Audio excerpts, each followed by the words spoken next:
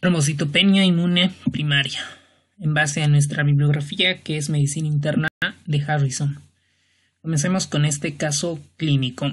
Es una femenina de 32 años de edad, sin antecedentes personales patológicos de importancia, valorada en centro de salud por presencia de hematomas múltiples, de aparición espontánea, no es traumática, ojo con eso, en miembros inferiores, tras haber estado en bicicleta por más de 2 horas. Prácticamente está asintomática, va por hematomas, se hace un laboratorio y lo que llama la atención, estas plaquetas muy bajas de 16.000. Entonces, ante estas plaquetas, el médico lo que hace es descartar un proceso infeccioso, reumatológico y paraneoplásico. Por lo tanto, le solicitan serologías para Helicobacter pylori, VIH, los cuales son negativos, también para virus como CMV, herpes, hepatitis, VIH, varicela zoster, Epstein-Barr, los cuales fueron negativos, y los anticuerpos antinucleares en parte de perfil reumatológico también negativos. El grupo sanguíneo fue A positivo. El test de Coombs directo es negativo. La ecografía abdominal sin hepatoesplenomegalia. ¿Por qué le habrán pedido una ecografía de abdomen? Sobre todo para ver hígado y bazo. Sobre todo para ver que el vaso no esté agrandado, porque el vaso cuando está con esplenomegalia pues secuestra plaquetas. ¿Okay?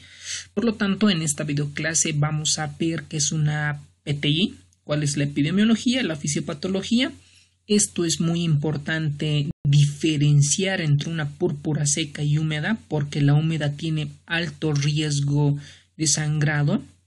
¿Cuál es la clínica, el tratamiento y cuál es el mecanismo del rituximab?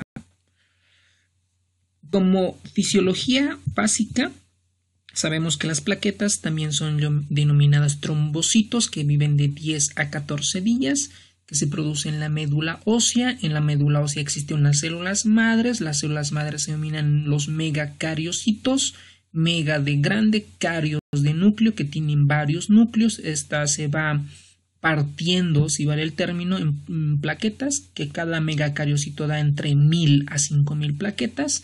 El valor normal de las plaquetas es entre 150.000 y 450.000 por microlitro. Médula ósea hay alguien que lo estimula, es una hormona, a diferencia de la eritropoyetina. Esta trombopoyetina se produce en el hígado, en la eritropoyetina se produce en el riñón. De todas estas plaquetas, de esta cantidad de 150.000, un tercio está en el vaso. Esto es importante porque a medida que crece el vaso secuestra plaquetas, y las plaquetas tienen un montón de receptores transmembranales, ¿ok? Sobre todo acá vamos a destacar la glucoproteína 1B, la glucoproteína 2B3A, porque esta membrana tiene un montón de receptores, los cuales se van estudiando en esta enfermedad porque existen autoanticuerpos que van con estas estructuras proteicas en las plaquetas. Pues es otro tema, pues en cada uno de estos mecanismos van a actuar los antiagregantes plaquetarios como la ticlopidina, clopidogrel y otros antiagregantes. ¿Y cuándo vamos a decir que es trombocitopenia? Cuando las plaquetas bajan menos de 150.000. ¿Ok? Esta enfermedad también se denomina púrpura trombocitopénica idiopática, púrpura trombocitopénica inmune y trombocitopenia inmune primaria. No es nada más que un trastorno adquirido causado por autoanticuerpos contra antígenos plaquetarios. Ustedes me dirán qué tipo de anticuerpos, si es una IgA, una IgM o es una IgG o es otra, ¿no? La respuesta es un anticuerpo IgG, ¿okay? Es una inmunoglobulina G.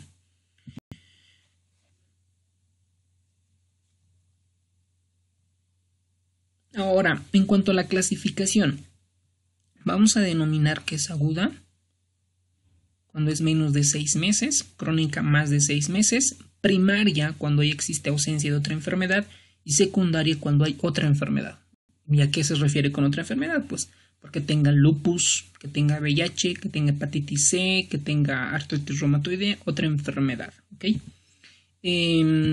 Pues en los mecanismos de que por qué bajan las plaquetas, en el libro de Harrison mencionan 3, pero vamos a hacerlo un poco más completo, lo vamos a describir 5 mecanismos.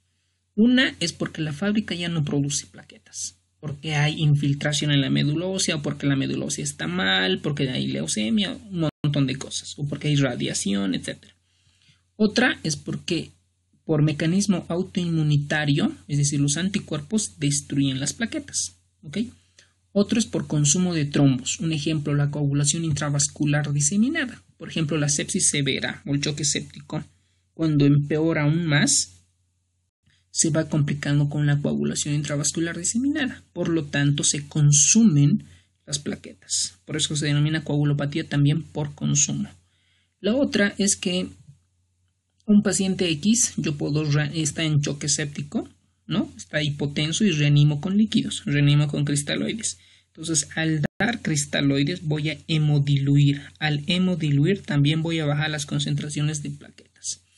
Y el último es el secuestro o agrupamiento de plaquetas en el vaso. Es decir, porque existe hipertensión portal o porque existe otra enfermedad, se agranda el vaso. Entonces, al agrandar el vaso también secuestran plaquetas. ¿Ok? La clasificación por el nivel. Entonces, acá lo vamos a clasificar en leves, entre 100.000 a 150.000, moderado entre 50.000 a 90.000 y severo menos de 50.000. Para los anestesiólogos es importante que las plaquetas cuando están menos de 50.000 es un riesgo importante, sobre todo si se trata de neurocirugía, cirugía cardíaca o cirugía ortopédica mayor.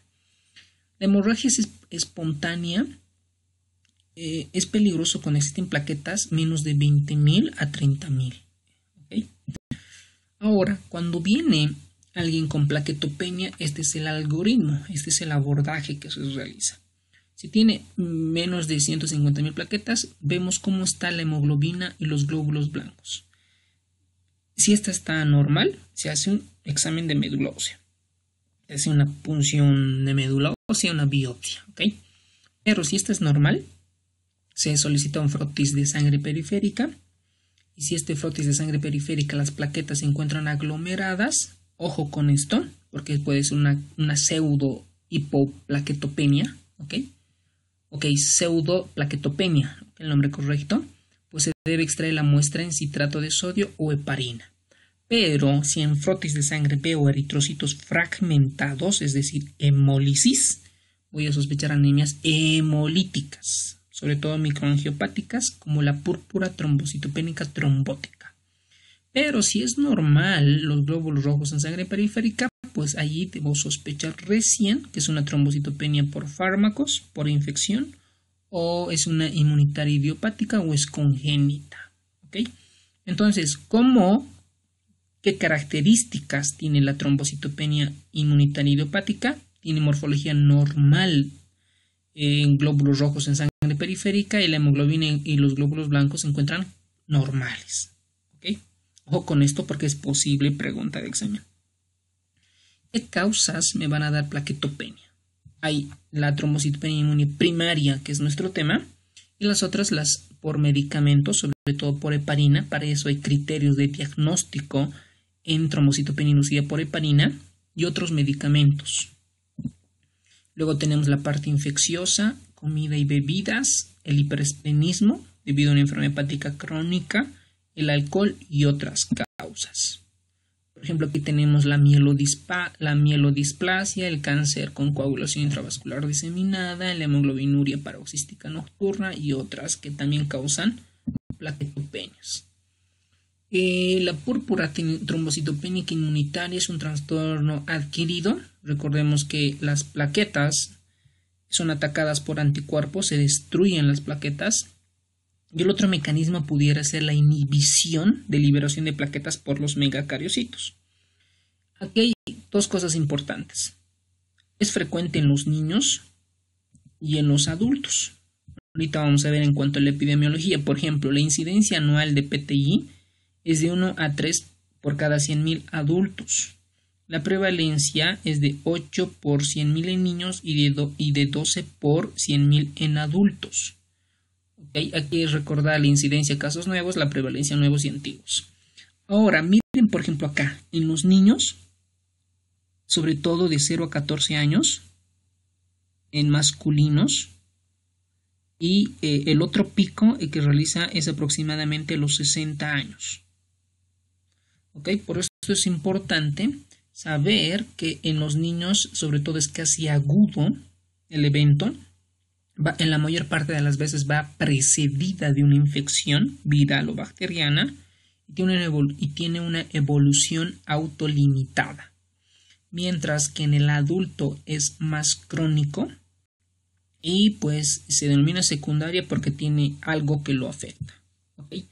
Y el tipo de autoanticuerpo es la inmunoglobulina tipo G. ¿Con quién o contra quién?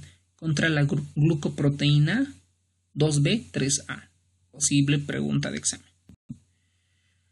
Ahora, ¿quiénes pueden incitar esta enfermedad? Sobre todo las infecciones, sobre todo las virales, VIH, hepatitis C, citomegalovirus, el virus de la varicela zoster, o trastornos autoinmunitarios como el síndrome antifosfolipídico, el lupus, síndrome de Evans, o trasplante de células hematopoyéticas.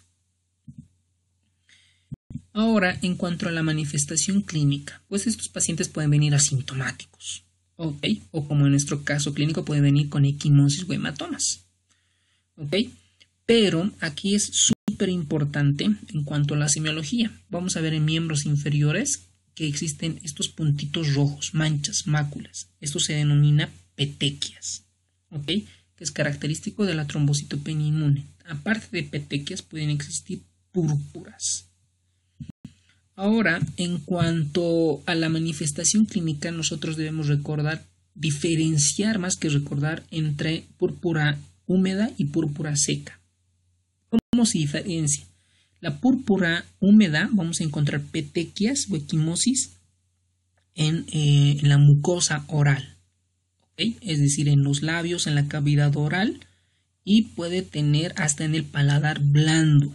¿Okay? Entonces, si encuentro en el paladar blando y mucosas y aparte hemorragias retinianas, digo púrpura húmeda. La púrpura húmeda tiene un gran riesgo, es muy elevado el riesgo de que haga una hemorragia severa, o sea, una hemorragia grave. ¿Y cuándo se denomina grave? Cuando hay hemorragia en el sistema nervioso central o tracto gastrointestinal, que tiene una alta mortalidad. ¿Okay? Mientras que si veo petequias o equimosis que no estén en el paladar blando, que no estén en la mucosa, solo veo en las piernas o en el muslo, pues el riesgo de sangrado es bajo. ¿Okay? Por eso es importante. Yo veo a un paciente con equimosis y veo que la mucosa oral y el paladar blando tienen petequias, yo debo de manejar de inmediato, debo referirle al médico capacitado, al hematólogo, o yo debo hacer un tratamiento inmediato, tanto en corticoides, inmunoglobulina o algún anticuerpo monoclonal. Ahora, el tratamiento son corticoides, 1 miligramo kilogramo peso o inmunoglobulinas. Se ha demostrado que las inmunoglobulinas de IgG es más eficaz que el anti-RHO en pacientes con esplenectomía. La dosis de la inmunoglobulina G se administra de 1 a 2 gramos kilogramo en total. En pacientes con IT grave, es decir, con púrpura húmeda, se da glucocorticoides además con inmunoglobulinas. Y en casos refractarios, por ejemplo, hay recidivas o recaídas, está indicada la esplenectomía, es decir, quitar el vaso para que las plaquetas todavía vayan recirculando. Pero antes de quitar el vaso, se debe vacunar contra bacterias encapsuladas. Esto es posible pregunta. ¿Qué bacterias encapsuladas? Meningococo, el neumococo y el Haemophilus influenza. Las tres. Ojo con eso. Ahora, también se han descrito algunos estimuladores, algunas hormonas parecidas a la trombopoyetina, como el romiplostim y el trombopac. Ahora, ¿qué es el rituximab? El rituximab es un anticuerpo monoclonal que va contra el CD20. ¿Okay? Es un anti-CD20. No solamente se usan en esta enfermedad, también tiene otras indicaciones. Este es el algoritmo resumido en cuanto a la trombocitopenia inmune primaria. Yo tengo diagnosticado, ya sé que es primario, ya he descartado causa infecciosa, causa autoinmunitaria y paraneoplásica, ¿ok? Si tengo plaquetas más de 30.000 y no tengo datos de sangrado, ni equimosis, ni púrpura, observo y no doy tratamiento. Pero si tengo menos de 30.000 y tengo síntomas de sangrado, doy corticoides, ¿ok? Intravenoso. Si con esto mejora más de 20.000 no sangrado, observación y no tratamiento. Pero que a pesar de dar corticoides, todavía continúan bajando las plaquetas y aparte tiene síntomas de sangrado, hago esplenectomía o rituximab. ¿Ok? Eso ya dependerá del médico cuál usar. ¿Ok? Una anti-CD20 o quitar el vaso. Si a pesar de eso continúan las plaquetas bajas y tengo síntomas de sangrado, puedo dar las hormonas que son agonistas de los receptores de la trombopoyetina. ¿Ok?